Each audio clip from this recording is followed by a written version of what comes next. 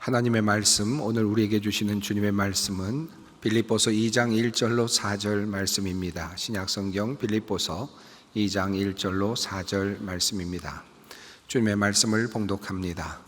그러므로 그리스도 안에 무슨 권면이나 사랑의 무슨 위로나 성령의 무슨 교제나 긍휼이나 자비가 있거든 마음을 같이하여 같은 사랑을 가지고 뜻을 합하며 한 마음을 품어 아무 일에든지 다툼이나 허용으로 하지 말고 오직 겸손한 마음으로 각각 자기보다 남을 낮게 여기고 각각 자기 일을 돌아볼 뿐더러 또한 각각 다른 사람들의 일을 돌보아 나의 기쁨을 충만하게 하라.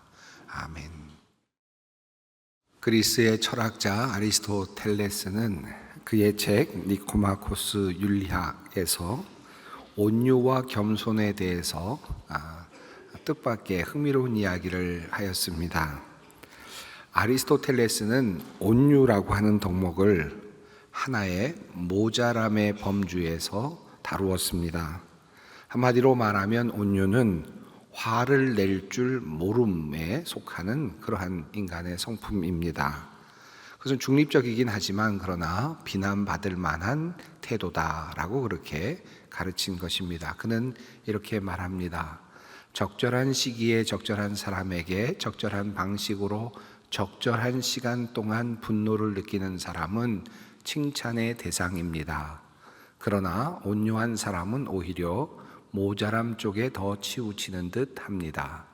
적절한 경우에 화를 내지 않는 사람은 바보로 여겨지고 그러한 사람은 지각이나 고통 감각이 없는 듯하며 분노에 대한 무감각으로 인해 자신을 방어할 마음이 없는 것과 같습니다. 이렇게 이야기를 했습니다.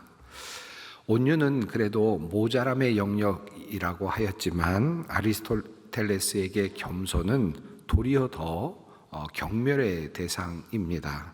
겸손은 그에게 있어서는 덕이 아니라 악덕에 해당이 됩니다.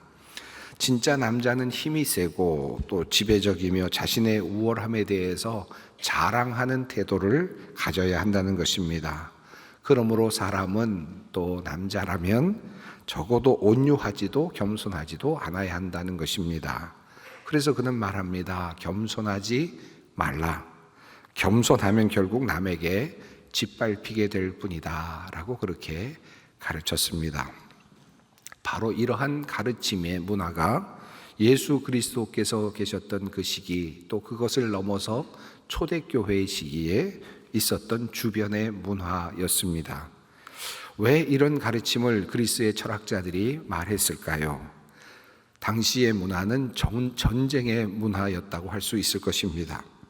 당시에 가장 위대한 사람들, 추앙받던 사람들은 대부분 영웅, 전쟁의 영웅들이었습니다. 호메로스의 대서사시 오디세이아를 보아도 신화적인 초영웅, 그러니까 모든 것들을 정복하는 그런 영웅에 대한 칭송으로 가득 차 있는 것을 보게 됩니다. 즉 그리스인들이 추구했던 이상은 도리어 분노할 줄 알고 그리고 또 자랑도 좀 할 줄 알고 그러면서 자신을 드러내는 그러한 영웅들이었습니다. 그래서 그 영웅들이 그들의 롤 모델이었다라고 할 수 있을 것 같습니다. 수천 년이 흘렀습니다만 이러한 생각의 태도는 여전히 이 땅에 존재하는 듯 보입니다. 미국에서 있었던 어느 목사님의 이야기입니다. 중학생 아이들을 성경 공부를 이렇게 시키면서 함께 가르치고 있었는데 성령의 열매 중에 온유에 대한 이야기를 나누고 있었답니다. 사춘기를 지나는 아이들이었기에 온유는 성령의 열매로 사모는 하겠지만 아마 이 아이들에게는 이루기 어려운 그런 덕목이겠다라는 생각이 들어서 이렇게 목사님께서 물으셨답니다. 성령의 열매 너희도 얻고 싶지, 그렇지만 너희들 참 이것 이루기가 쉽지는 않지? 라고 이렇게 물었답니다. 그때 아이들이 이렇게 답을 했다는 겁니다. 아니요, 전혀 갖고 싶지 않아요. 깜짝 놀라서 목사님이 물었습니다. 왜? 라고 묻자 이 아이들이 답을 했답니다. 약해 보이잖아요. 없어 보이잖아요. 라고 그렇게 답을 했다는 것입니다. 아마도 오늘 현대 사회도 영웅주의 문화가 여전히 자리 잡고 있는 것 같이 보입니다. 겸손은 힘들어라고 하는 어느 방송 프로그램이 있더라고요. 대놓고 겸손을 비하하는 듯 보이는 그런 프로그램 이름이었습니다. 요즘은 겸손이라는 단어는 그다지 매력적이지 않은 듯 보이기도 합니다. 특별히 세상 사람들에게는 그러해 보이기도 합니다. 당당함이 더 멋지고 또 당찬 모습이 더 힘있어 보이는 것 같습니다. 회사에서 일하는 사람들 너무 겸손해도 주위 사람들이 불편해 할 수도 있을지 모르겠습니다. 이것이 오늘 우리가 살아가는 세상인 것입니다. 분노하지 않는 것을 모자람으로 치부하는 세상, 온유를 능력이 없는 것으로 그렇게 생각하는 세상, 겸손을 존재감 없음으로 그렇게 생각하고 있는 그런 문화가 오늘 우리의 문화입니다. 그래서 그런지 거리마다 분노를 표출하라고 하는 그런 유혹들이 끊임없이 이어집니다. 너답게 분노를 좀 표출해라. 너의 의사를 그대로 반영해 보아라. 라고 하는 소리들이 가득하죠. 분노를 부추기며 투쟁을 역설합니다. 전쟁의 전선에 설 것을 요청합니다. 그리고 그 대열에 서서 우리의 영웅이 한번 되어 보라고 한번 그렇게 유혹을 하기도 합니다. 그렇게 나서지 않는 사람들은 비겁한 사람이고 그리고 생각도 없는 사람이며 능력도 없는 사람이라고 그렇게 치부하고 비난을 합니다. 사실 그렇습니다. 전쟁의 자리에서 온유는 그다지 큰 의미가 없습니다. 그것은 분명 모자람이 분명합니다. 또 투쟁의 자리에서 겸손은 심지어 악덕일 수도 있습니다. 성난 사람들이 비판을 쏟아내며 분노하며 큰 분노를 만들어 가야만 투쟁이 투쟁다워질 수 있겠죠.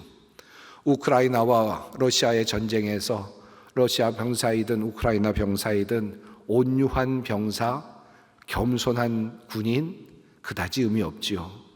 그 말은 오늘날 우리에게 겸손이 그다지 매력이 없는 이유는 오늘 우리들의 삶이 전쟁터라는 것을 의미합니다.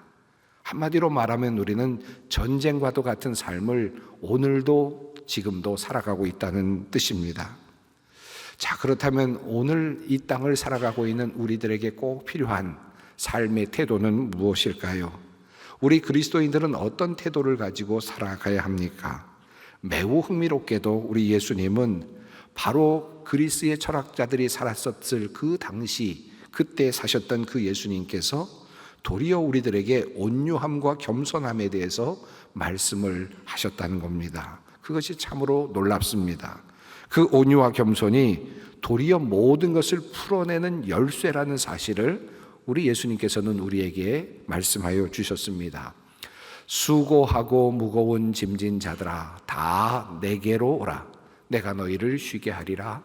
나는 마음이 온유하고 겸손하니 나의 멍에를 메고 내게 배우라. 그리하면 너희 마음이 쉼을 얻으리니 라고 이렇게 말씀을 하십니다. 그리스의 다른 철학자들과는 달리 세상 사람들의 관점과는 달리 예수님께서는 도리어 온유와 겸손을 말씀하시면서 그 안에 참 쉼이 있다라고 말씀을 하셨습니다. 다시 말하면 전쟁터와 같은 세상, 이 세상이 완전히 다른 세상으로 바뀌어야만 그 안에 참된 쉼이 있다라는 뜻입니다. 그리고 온유와 겸손의 가치가 최대한 드러나는 그 세상에서만 드디어 우리에게 참된 행복이 있다라고 하는 뜻이기도 합니다.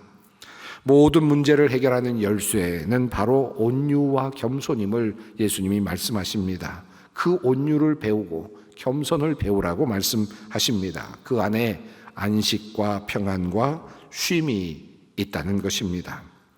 사람에게는 무엇인가를 정복하고 마음껏 하려고 하는 끊임없는 욕망이 존재합니다. 내가 생각하고 있는 이상적인 나라가 있죠. 이상적인 세계가 있습니다. 멋진 이념도 있습니다. 내가 만들어가고자 하는 멋진 사회 세상도 있습니다. 그렇게만 하면 행복을 얻을 수 있을 것 같아서 그래서 그것 얻기 위해서 전쟁도 불사하고 투쟁도 불사하고 데모도 불사하고 그렇게 살아갑니다.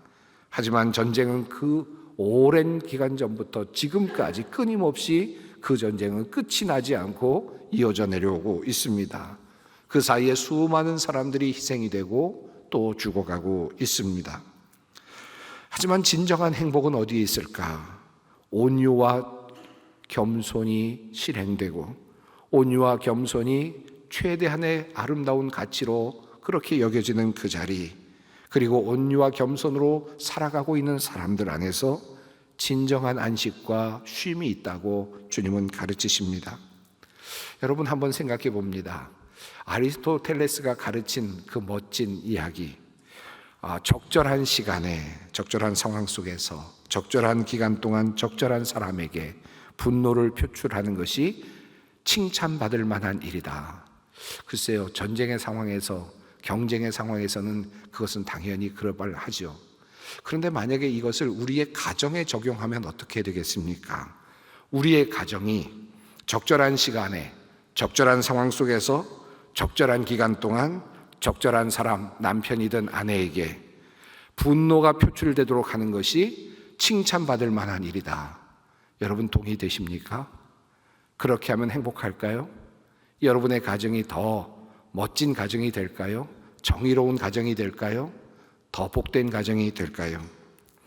우리는 아마도 아니지, 우리 가정에는 도리어 그런 분노, 그런 표출이 아니라 온유와 겸손이 있어야지 라고 그렇게 답을 하실 겁니다. 자, 그럼에도 불구하고 우리 가정에서는 그렇게 해야만 행복이 있고 그리고 바람직한 가정이 이루어진다는 것을 믿고 있음에도 불구하고 우리의 사회, 우리의 정치로 확대하면 도리어 이야기가 달라집니다. 마땅히 분노해야지, 마땅히 그것을 표출해야지, 그래야만 행복한 나라가 오지, 그렇게 싸워야만 행복한 사회를 만들 수 있지 라고 그렇게 이야기를 하는 것입니다. 왜 우리는 이렇게 다른 모습을 가지고 있을까요? 왜 우리는 우리 사회에서 서로 분노를 부추기며 투쟁을 선동할까요? 이것은 진정 우리에게 행복을 주지 못하는데도 말입니다.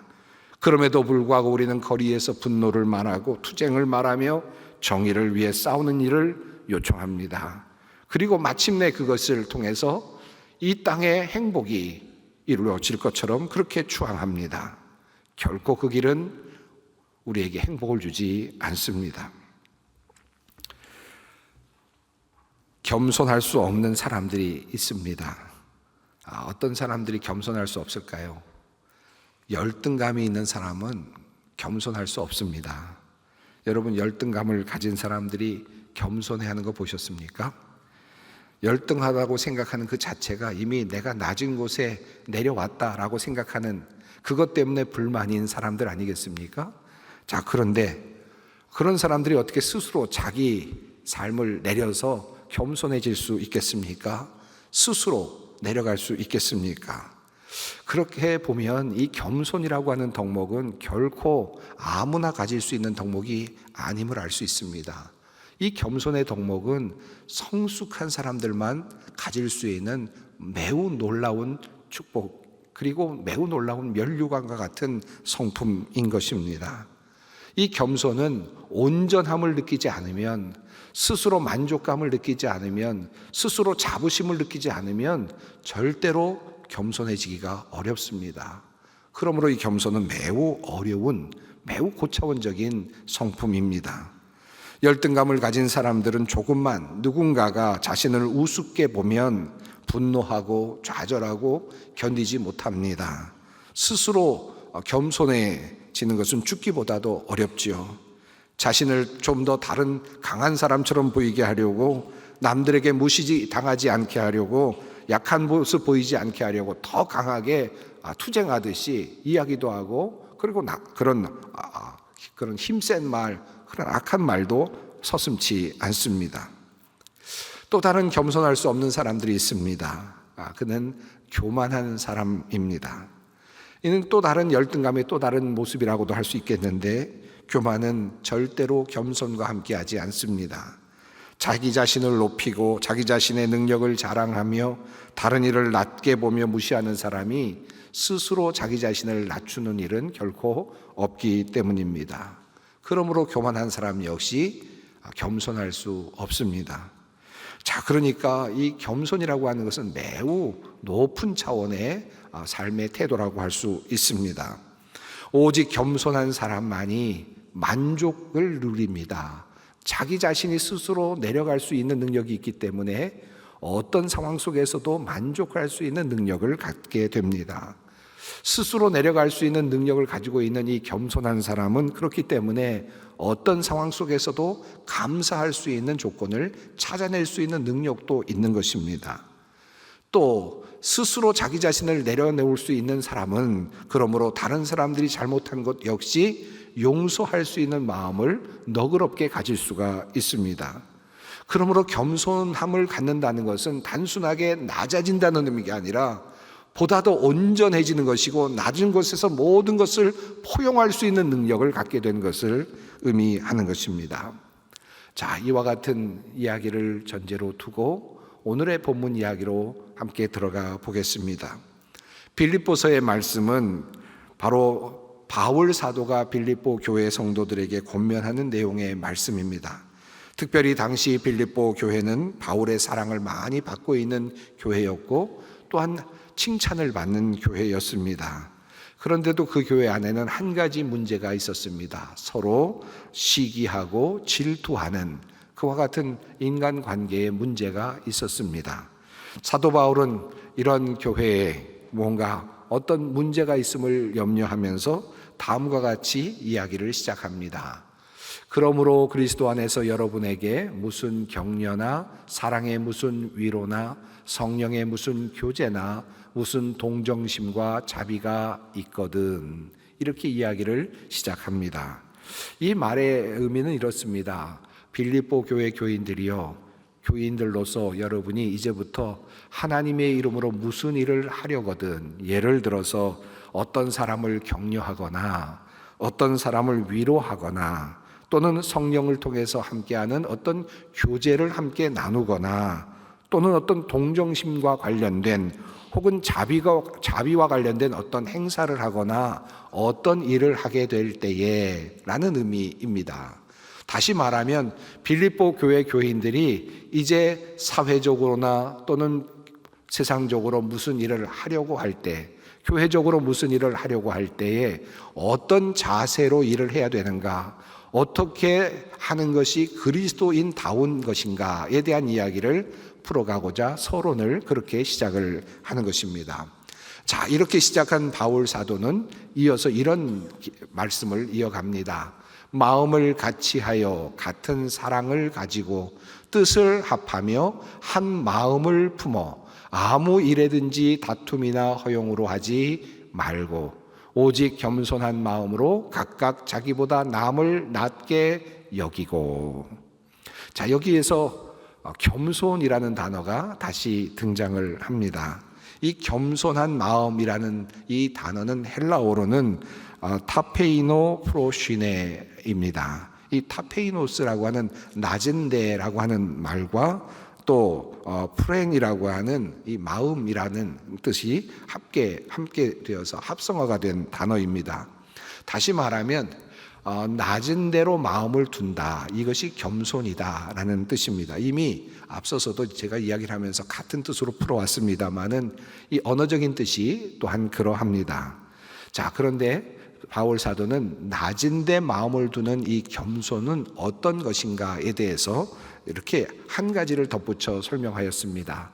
각각 자기보다 남을 낮게 여기고, 이것이 겸손의 하나의 또 다른 모습이라는 뜻입니다. 자, 여기에 굉장히 중요한 의미가 담겨 있습니다. 자, 내가 다른 사람들보다 조금 못하다라는 생각을 가지고 말하고 행동하라는 것입니다. 이것이 겸손이라는 뜻입니다. 자, 이 말은 열등감을 가지고 살라는 뜻은 아니죠. 이미 앞서서 말씀을 드렸습니다만 이 열등감을 가진 사람은 절대로 제대로 겸손할 수 없습니다. 그러니까 이 겸손할 수 있는 사람은 자기 스스로가 자존감이 강한 사람이죠. 이미 스스로 만족감이 충분한 사람입니다. 자기 스스로 모든 것을 다 판단할 수도 있고 또 모든 것을 생각할 수 있고 할 수 있는 모든 능력을 가지고 있는 그런 사람이 바로 겸손할 수 있는 사람이죠.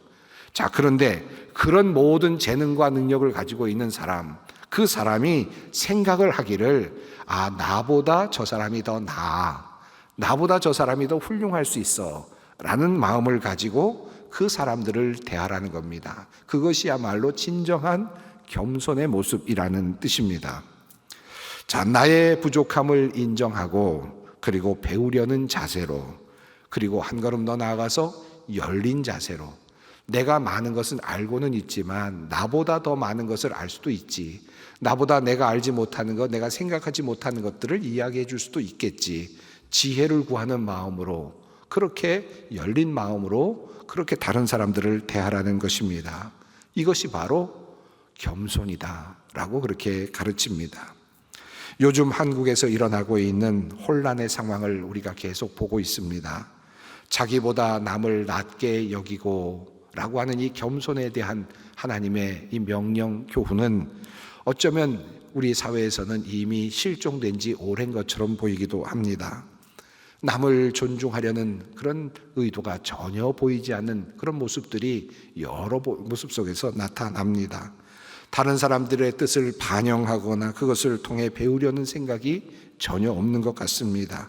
그저 내가 옳고 내가 말하는 것이 정의라고 말하는 것 같고, 또 내가 생각하는 것을 말하면서 주장하고 그것을 거듭 피력하면서 그것을 받아들이지 않는 사람과 분노하고 비난하고 그리고 정죄하는 그런 모습이 여러 사회 상황 속에서 계속해서 드러나고 있습니다. 만약에 이런 것이 우리들의 가정에서 일어난다면 어떨까요? 남편과 아내 사이에서 이런 일이 일어난다면 참으로 참혹한 일이 아닐 수 없을 것입니다. 그런데 교회에서 일어난다면 어떨까요? 그것 역시 그러하겠죠. 사회에서 이런 일이 일어난다면 어떨까요? 역시 그러합니다. 정치권에서도 마찬가지일 것입니다. 겸손이 사라진 세상입니다. 우리의 가정이 그렇고 우리의 교회가 그렇고 우리의 사회가 그렇습니다. 우리는 현재 민족적으로 국가적으로 매우 위중한 시간을 보내고 있습니다. 어려운 시간을 보내고 있습니다. 국회의 입법 파행과 대통령의 계엄 선포로부터 시작된 국가의 위기는 지금 한치 앞을 내다볼 수 없는 그런 상황으로 치닫고 있습니다. 자, 이 상황을 우리는 어떻게 해결할 수 있을까?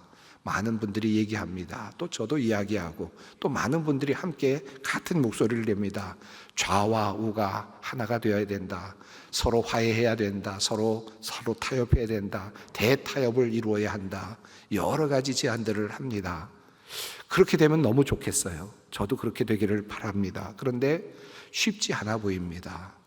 어떻게 하면 될까? 물론 이것도 쉽지 않습니다. 우리가 할 수 있는 한 가지 방법, 또 우리가 마음속으로 새기면서 우리가 노력해야 될 것은 우리 스스로가 서로 겸손해지는 것입니다. 스스로가 서로 낮은 자리로 내려오는 것이 필요합니다.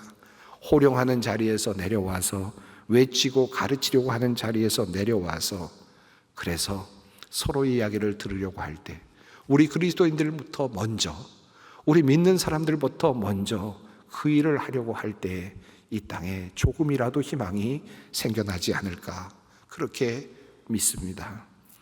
그 이어서 바울 사도는 또 한 가지 말을 덧붙입니다.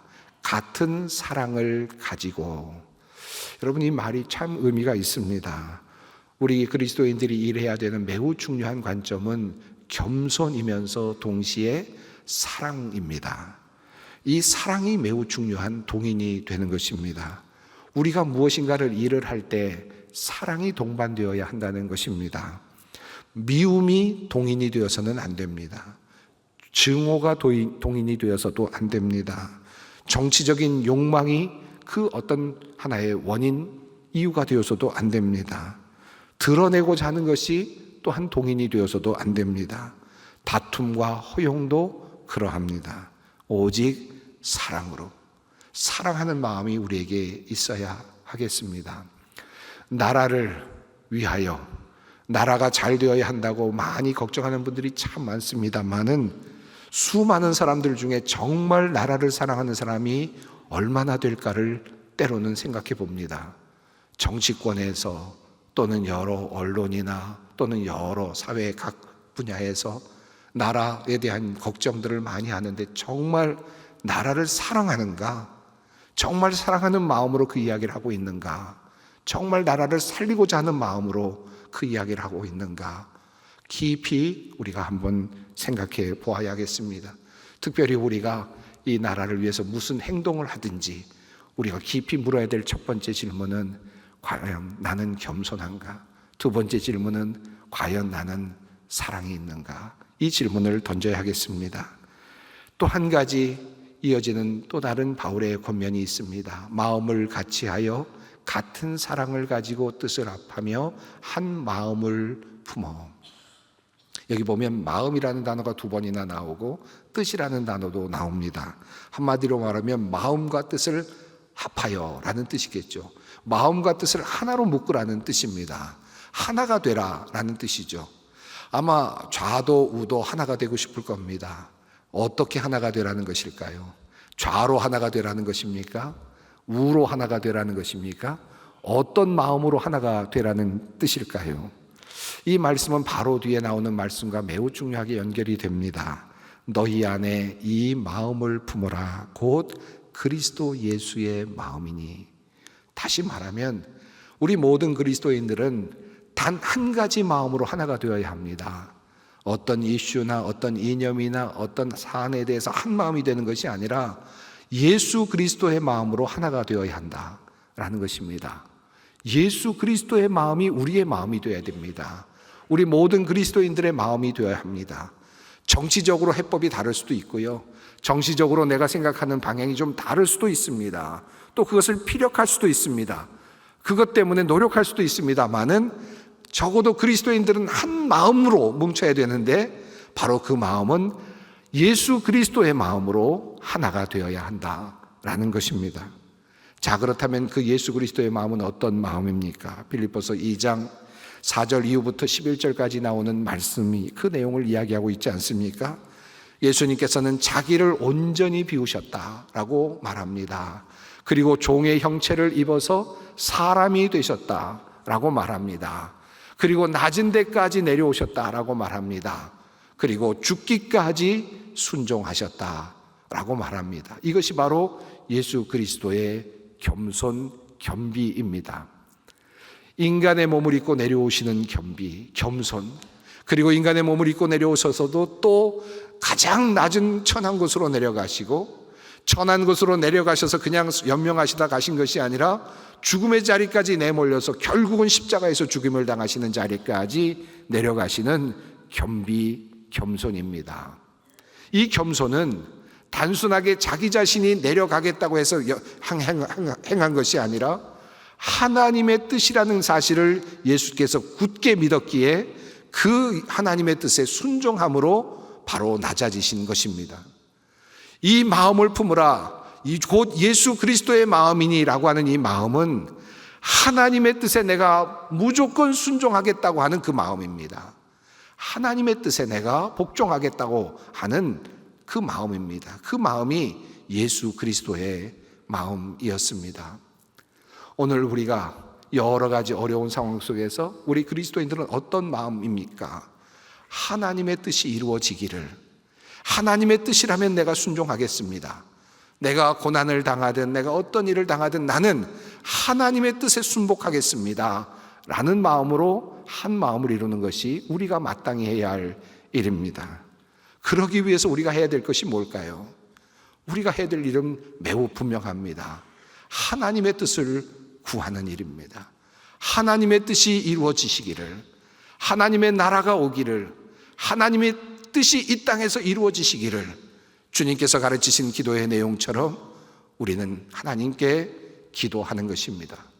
우리 그리스도인들이 해야 될 매우 중요한 일 중에 하나는 거리에 나가는 일도 중요한 일일 수도 있고 각자 맡은 일일 수도 있겠고 또 나름대로 자기 자신이 가지고 있는 재능으로 무엇인가를 공헌하는 일도 또 맡은 일일 수도 있겠지만 우리 모든 그리스도인들이 함께 해야 될 일 중에 하나는 바로 하나님께 나라를 위하여 간절히 기도하는 일입니다. 이것이 우리의 능력입니다. 우리 그리스도인들의 능력입니다. 이것이 바로 하나님의 능력이 임하는 자리입니다. 역사가 뒤바뀌는 바로 그 자리이기도 합니다. 우리 그리스도인들은 하나님의 뜻을 묻는 그 기도를 통하여 이 나라의 운명에 함께 동참하는 것입니다. 이 민족의 운명에 함께 동참하는 것입니다. 그리고 우리의 운명에 함께 동참해 나아가는 것입니다. 외치는 사람들의 소리가 넘쳐납니다. 그런데 오늘 우리는 지금 사순절을 보내고 있습니다. 자기 자신을 완전히 비우시고 하나님의 뜻에 순종하시면서 이 땅에 내려오셔서 순환을 당하신 예수 그리스도의 그 삶을 기억합니다. 나 역시, 우리 역시 그렇게 살리라고 그렇게 고백을 하는 기간입니다. 많은 소리들이 넘쳐납니다. 이제 우리는 하나님 앞으로 나가기를 원합니다. 겸손하게 하나님의 뜻을 묻고 하나님께 간구하며 하나님의 뜻에 순종하며 자기 자신을 낮추며 사랑으로 이 나라, 이 민족을 위해 기도하는 우리 모두가 되었으면 좋겠습니다. 이 역사의 위기가 우리의 기도를 통해서 놀랍게 변화되기를 바랍니다. 우리 모두가 마땅히 해야 할 의무이고 우리의 권리입니다. 함께 기도하겠습니다.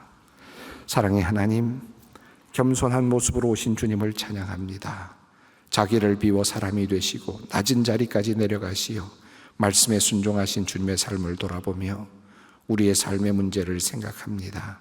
이 나라가 어지럽고 혼란스럽습니다. 주님의 겸손을 배워 바르게 세워져가는 우리 되게 하시고 우리 소망교회 되게 하여 주시옵소서. 예수님의 이름으로 기도드립니다. 아멘.